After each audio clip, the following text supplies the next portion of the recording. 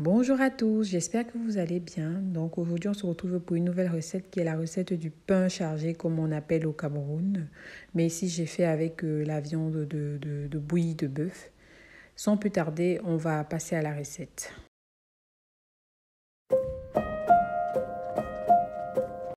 Pour cette recette, je vais avoir besoin de la viande de bouillie de bœuf. Donc ici là, on a plus ou moins 5 kg de bouillie de bœuf. Donc je vais laver le bouillie de bœuf avec de l'eau normale.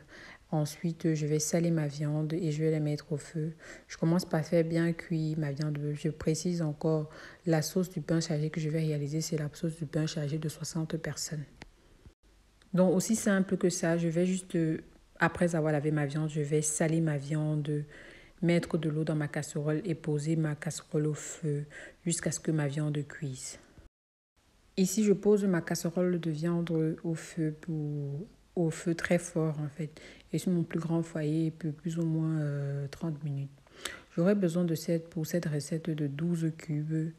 J'aurai besoin d'une gousse d'ail, j'aurai besoin de 8 oignons, j'aurai besoin de 2 bas de poireaux et plus de 2 poireaux entiers plus quelques branches vertes de poireaux.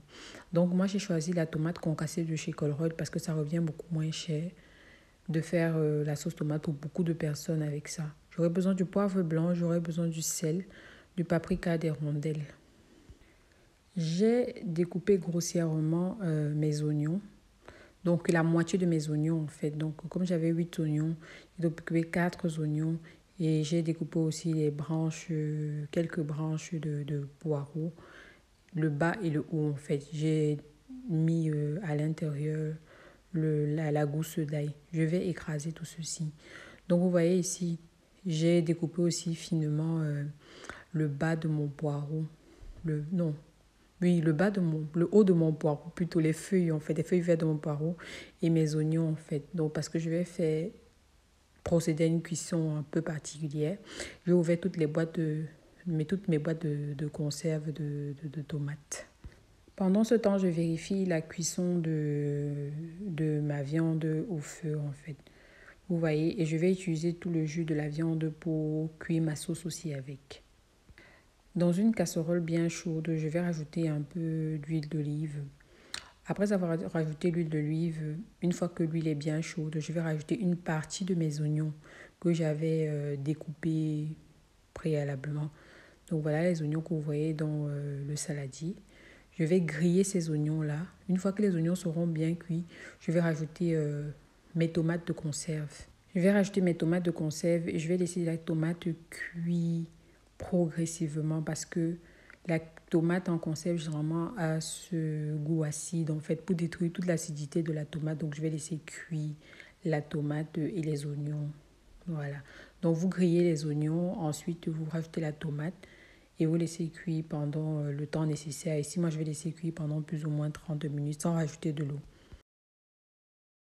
30 minutes se sont écoulées plus ou moins, donc je vérifie la cuisson de ma viande et là, quand j'ai coupé avec un couteau, ma viande est bien cuite, mais elle n'est pas dure en fait, donc elle est bien tendre et bien cuite en même temps. Voilà, dans mon blender, je vais écraser tous mes condiments que je vous ai montré que j'ai mis là. J'ai rajouté quand même quelques graines de poivre blanc, voilà, parce que je me dis toujours que les graines de poivre les graines de poivre blanc, autant pour moi, ramènent un peu plus de goût au repas. N'oubliez pas de vérifier progressivement la cuisson de votre tomate parce que c'est très important pour que ça ne brûle pas en bas. Dans une casserole, une casserole chaude, donc je vais rajouter de l'huile d'olive et par la suite, une fois que l'huile d'olive est chaude, je vais rajouter le reste de mes oignons que j'avais rajouté pour la première fois. Donc je rajoute mes oignons. Ici, mes oignons sont mélangés. J'ai mélangé mes oignons à mon haut du poireau. Donc comme vous voyez, donc il y a bien les oignons en bas. Les oignons étaient juste en bas.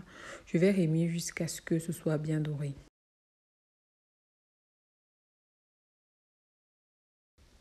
Mes oignons et le poireau sont plus ou moins dorés ici. Donc je rajoute les condiments verts que j'avais écrasés de côté. Et je vais aussi bien remuer, voilà, le tout. Ensuite, après avoir ajouté ces condiments verts, je vais rajouter ma tomate ma tomate que j'ai fait cuire sur le côté en fait. Et les deux ensemble, étant donné que les condiments ne mettent pas du temps à cuire, les deux ensemble vont se mélanger en fait.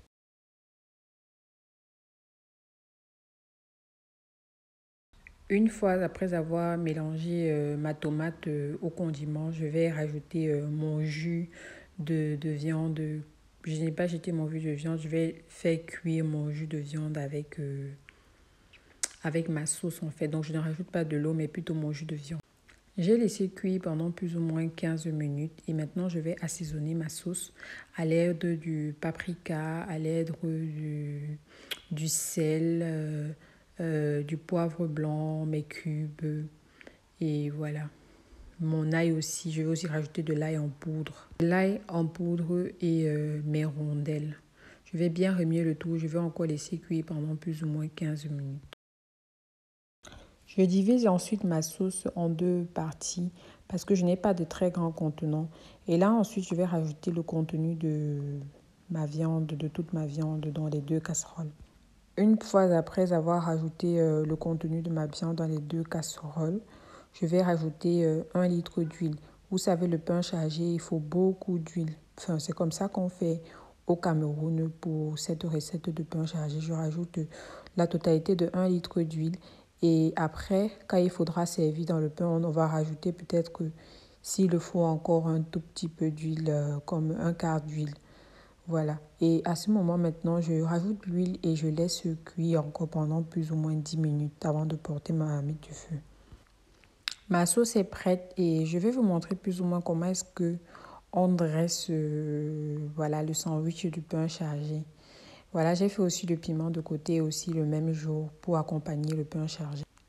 J'espère que cette vidéo vous aura plu et que ça vous aidera pour un jour quand vous allez avoir peut-être un grand événement. Parce que comme je vous ai dit, j'ai fait la sauce du pain chargé pour plus ou moins 60 personnes.